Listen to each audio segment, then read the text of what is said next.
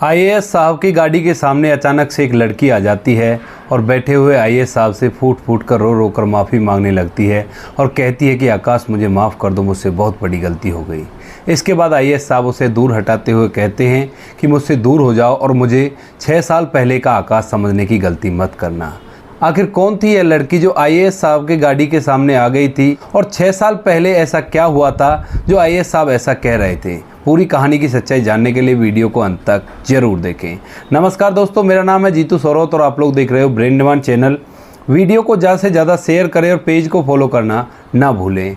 आज की एक कहानी है भोपाल की। भोपाल के अंदर एक कॉलेज में एक लड़का पढ़ा करता है जिसका नाम है आकाश। आकाश पढ़ने लिखने में काफ़ी ज़्यादा होशियार है और वो बीएससी मैथ साइड से कर रहा है।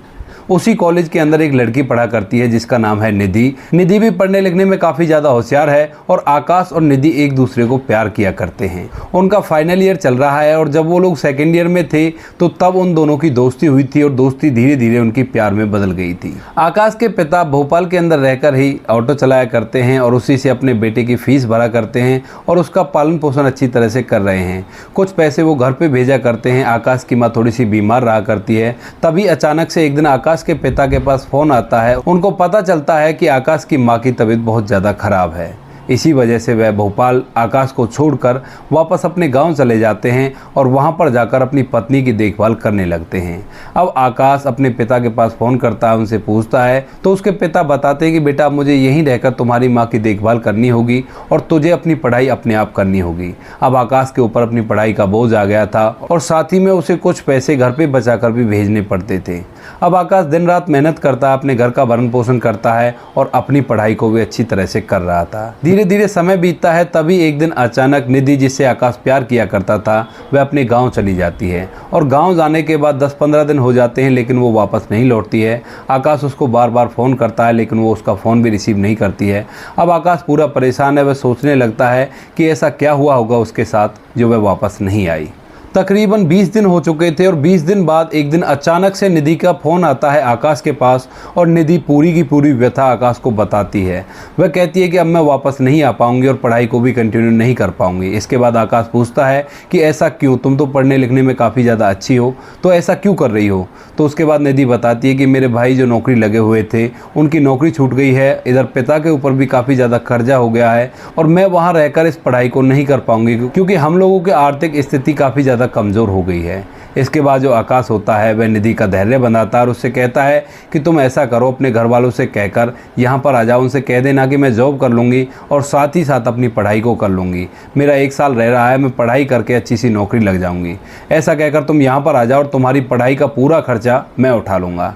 ऐसा कहकर आकाश निधि को वहाँ से बुला लेता है। अब आकाश निधि की पढ़ाई की जिम्मेवारी भी अपने सर पे उठा लेता है। अब उसको बहुत ही ज़्यादा मेहनत करनी पड़ती थी। वह कुछ पैसे घर भी भेजा करता, इधर निधि का भी खर्चा उठा रहा था और उसकी अपनी पढ़ाई का भी वह खर्चा उठा रहा था। वह दिन रात मेहनत करता है, कई कोचिंगों में ट्यूशन पढ़ाया करता है, होटलों में काम किया करता है और धीरे धीरे करके उसकी ग्रेजुएशन कंप्लीट हो जाती है। निधि भी अच्छी तरह से पास हो गई थी, उसके 64% नंबर आए थे। इधर जो आकाश है वो भी अच्छी तरह से पास हो गया था, उसके 62% नंबर आए थे।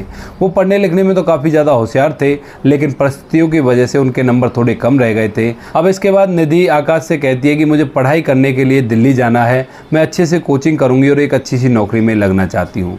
अब इस बात को जैसे ही आकाश सुनता है तो वो झट से कह देता है कि निधि तुम टेंशन मत लो, मैं हूँ ना, मैं मेहनत करके तुम्हें पढ़ाऊंगा और तुम अच्छी सी पोस्ट को हासिल कर लोगी।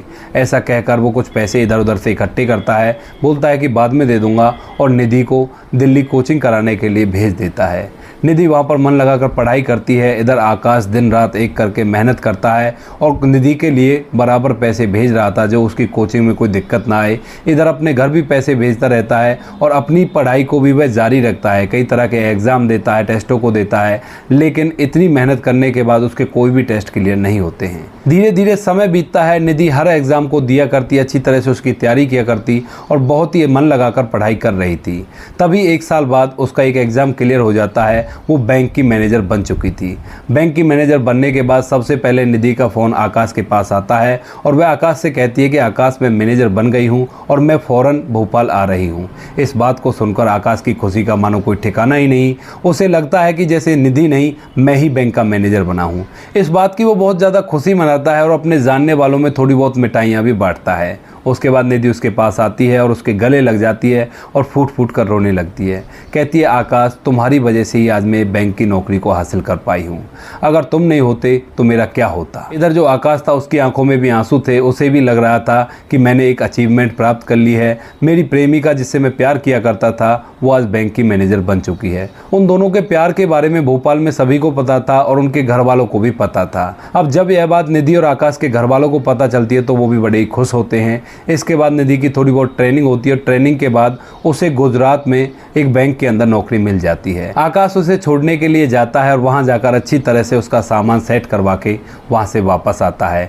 निधि आते समय उसे कहती है कि आकाश, अब तुमने मुझे सरकारी नौकरी पे लगा दिया है। अब तुम पढ़ाई करो और तुम्हारा जितना भी खर्चा आएगा मैं उठाऊंगी और तुम अच्छे से पढ़ के एक अच्छी सी सरकारी नौकरी में लग जाओ। इसके बाद आकाश बड़ा ही खुश है। वो वापस आता है और अपनी पढ़ाई को बहुत ज़्यादा टाइम देने लगता है। धीरे धीरे करके समय बीतता है। आकाश अपनी पढ़ाई को करता रहता है।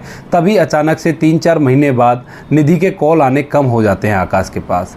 आकाश सोचता है कि चलो काम होगा और काम की वजह से वो मेरे पास कॉल नहीं कर पाई है।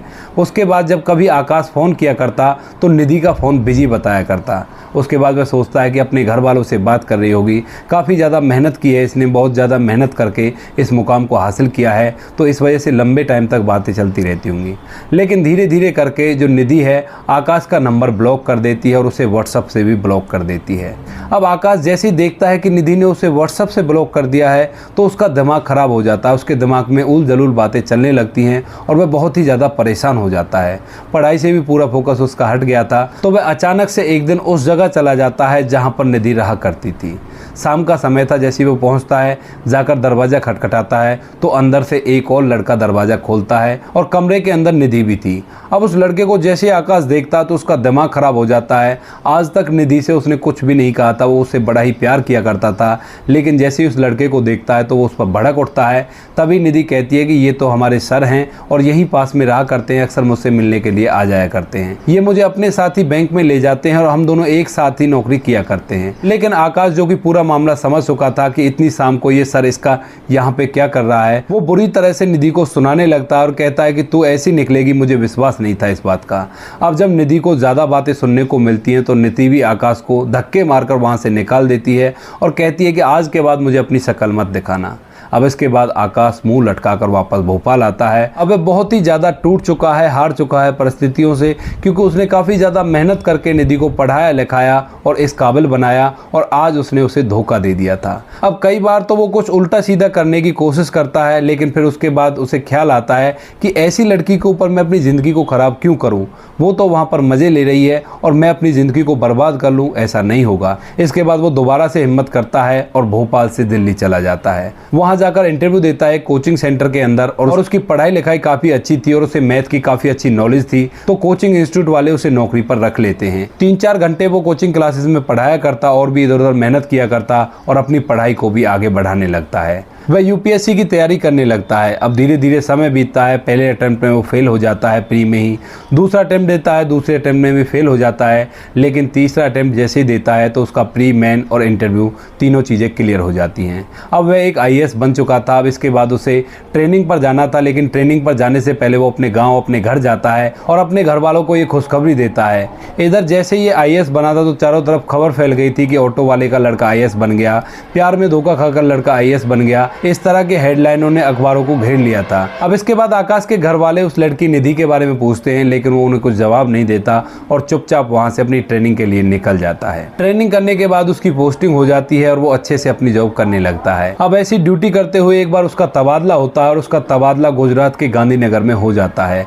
वहां जाकर वह अपने काम को अच्छी तरह से किया करता, पूरी मेहनत और ईमानदारी और निष्ठा के साथ। तभी एक दिन वो सभी बैंक के मैनेजरों को बुलाता है मीटिंग के लिए। मीटिंग के लिए सभी बैंकों के मैनेजर आकर वहां पर बैठ जाते हैं। कुछ देर बाद दरवाजा खुलता है और दरवाजे के अंदर आकाश, जो कि आईएएस बन चुका था, वह आकर उस मीटिंग में शामिल होता है। उन बैंकों के मैनेजरों के अंदर वह लड़की निधि भी थी और जैसे ही निधि आकाश को देखती है तो उसकी आंखें फटी के फटी रह जाती हैं। वैसे उसे पता तो था कि ये आईएएस बन चुका है, लेकिन वो उससे बात नहीं कर पा रही थी और आज आकाश उसके सामने था, वही आकाश जिसे किसी दिन उसने धक्के मारकर बाहर निकाला था। उसके बाद वह मीटिंग लेता है, मीटिंग में सभी से बात करता है, लोन वगैरह किस तरह से चल रहे हैं। तभी अचानक से निधि खड़ी होती है जिसने सूट पहन रखा था और वो आकाश का अटेंशन लेने के लिए अपने बैंक के बारे में बताने लगती है कि हमारा बैंक इस तरह से लोन देता है, इस तरह से हमारे बैंक में काम चल रहा है। उसके बाद जैसे ही आकाश निधि को देखता है तो वो कोई रिएक्शन वहाँ पे नहीं देता है। निधि की बातें खत्म हो जाती है और वो दोबारा से अपनी सीट पर बैठ जाती है। मीटिंग खत्म हो जाती है और मीटिंग खत्म होने के बाद जैसे ही आकाश वहाँ से निकलने वाला था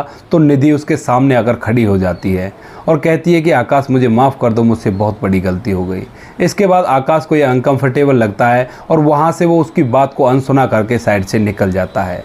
आकाश अपनी गाड़ी में बैठता है और ड्राइवर से कहता है कि ड्राइवर गाड़ी चलाओ, लेकिन तभी अचानक से निधि उसकी गाड़ी के सामने खड़ी हो जाती है। अब वो उसकी गाड़ी के सामने अगर खड़ी हो गई थी, ड्राइवर ब्रेक लगाता है और एकदम से उसका गार्ड निकलता है उस लड़की को साइड में हटाने के लिए, लेकिन उसी समय आकाश गार्ड को रोक देता है और कहता है कि शायद इसे मुझसे कुछ बात करनी है। तो उसके बाद निधि आती है आकाश के पास और उसके पैरों को पकड़ लेती है और कहती है कि आकाश मुझे माफ़ कर दो, मैंने बहुत बड़ी गलती कर दी, मैं तुम्हें समझ नहीं पाई, तुम्हारे प्यार को नहीं समझ पाई, लेकिन अगर तुम चाहो तो हम लोग अब एक दूसरे के साथ रह सकते हैं। तभी जो आकाश है उसको दूर हटाते हुए कहता है कि कौन आकाश और कैसा आकाश, अब तुम मुझे वो 6 साल पहले वाला आकाश समझने की गलती मत करना। हाँ, अगर तुम्हें कोई काम है तो तुम आधी रात मुझे फ़ोन कर सकती हो, लेकिन कभी भी ये समझने की भूल मत करना कि 6 साल पहले जैसे मैं तुमसे बात किया करता था उस तरह से हम लोग रह सकते हैं। ऐसा कहकर वो निधि को वहाँ से हटा देता है। निधि फूट फूट कर रो रही है और कह रही है कि आकाश मुझे माफ़ कर दो, मुझसे बहुत बड़ी गलती हो गई। इसके बाद आकाश अपनी गाड़ी में बैठकर वहाँ से चला जाता है।